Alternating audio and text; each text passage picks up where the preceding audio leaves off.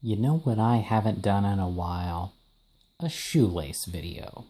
And since I recently changed the way that I lace my running shoes, I figured that was appropriate. Now, hopefully, in the video processing during the editing process, I have made it so you can actually see my laces, my black laces against the black shoes.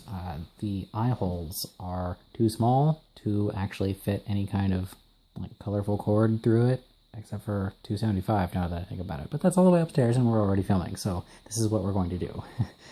Alright, this is I'd call this the perfect combination of a couple of other styles.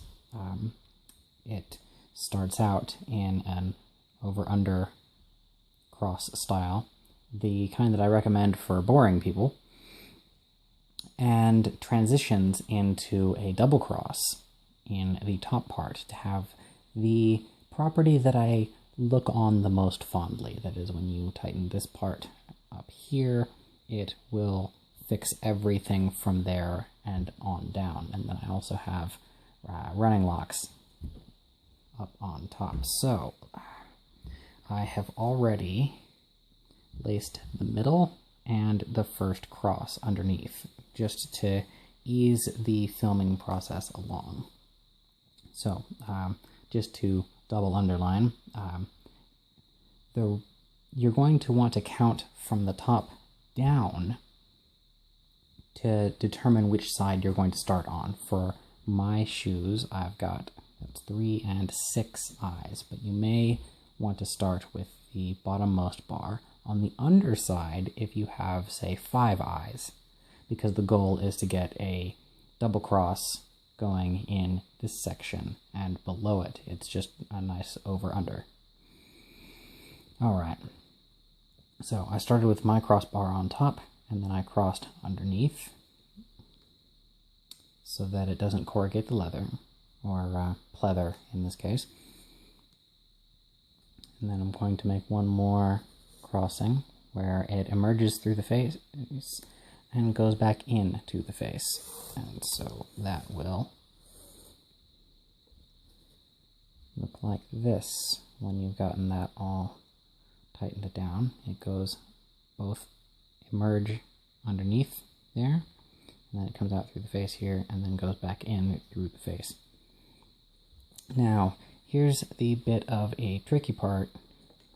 This is where my tongue loop is. And so we've got to get that through there, otherwise it's not going to retain the tongue properly. And doing this backwards is a little harder, because I also don't want to obscure what I'm doing by putting my hands in the way. Because it's always annoying when the videos are not filmed terribly well.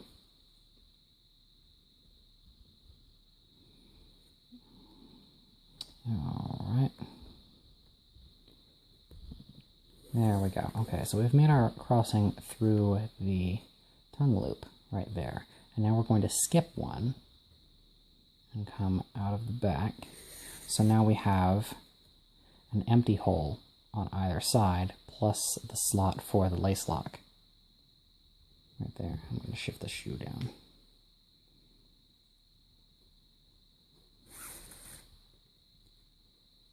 There we are. And now we're going to cross over going down to create that locking property that I love about the double cross so much. And the way that the crosses themselves look in this particular style is going to be different, because, well, you have your nice straightforward regular looking crossing outwardly right there. Because we're using spider locks, we're going to go directly from here to here. And so when we come out there, the second crossing is directly underneath the first crossing.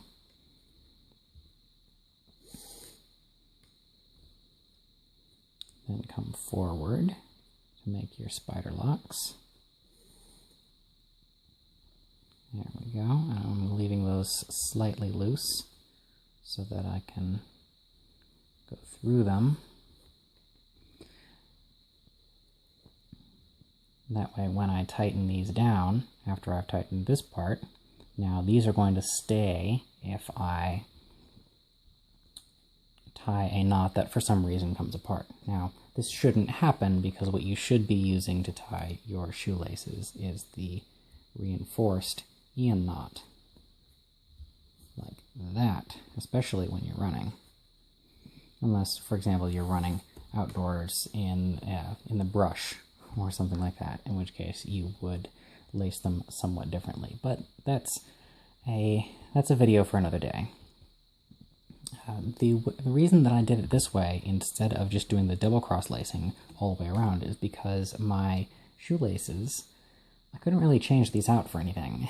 They had to be more or less the original shoelaces unless I use the 275 cord from upstairs, which I am not going to do because they don't distribute weight quite the same way.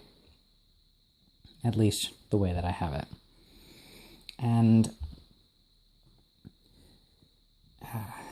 there we go. I also want to get as much mileage out of these shoelaces as I can before I have to replace them, because otherwise I'm just wasting cord, and this will wind up in a rubbish heap somewhere. But I wanted to get all of these properties that I like this spider locks, like the fact that you can undo the spider locks and get that open and get in and out of the shoe, and only have to worry about the topmost crossing when you're getting in and out, because everything underneath it will stay more or less on its own.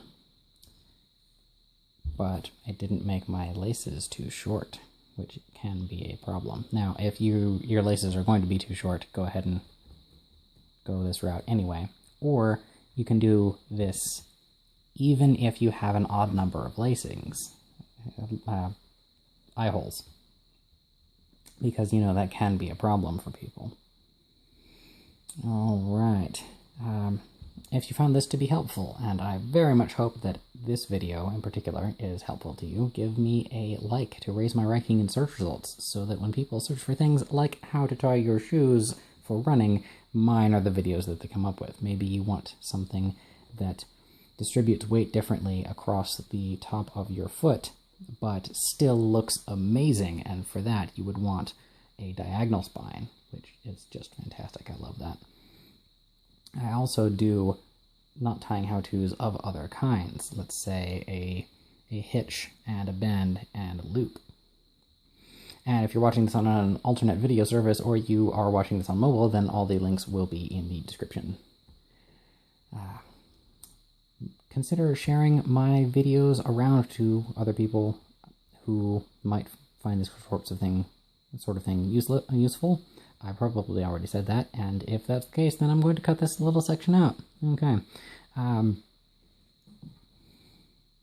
Consider giving me a subscription to see more videos like this in the future, or maybe something about knives, like I just did a review of not really a review, a discussion of a modification that I made to a recent knife, and that is something that I filmed right before filming this video, so go check that out. Yeah, cyclical referencing. Yeah. Alright, thank you very much for watching.